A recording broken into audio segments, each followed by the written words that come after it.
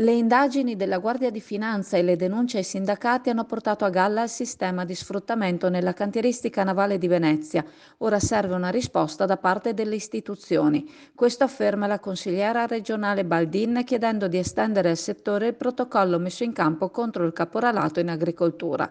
La Baldin ricorda di aver presentato un'interrogazione a risposta immediata partendo dai dati che vedono il Veneto come la regione del nord più colpita dal fenomeno del caporalato. Quindi c'è l'urgenza di rafforzare i controlli e la Regione può fare la sua parte.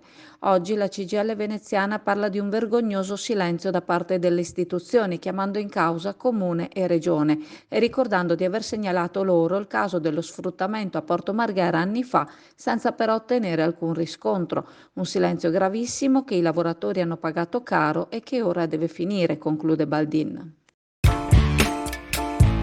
Befed, il pub di successo tutto italiano, dove trovi l'inimitabile galletto da mangiare con le mani, accompagnandolo con la tipica birra artigianale.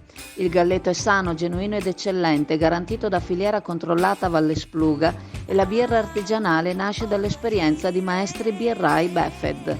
Befed, presso il parco commerciale Clodì per giovani e famiglie, un posto dove puoi sentirti come a casa tua.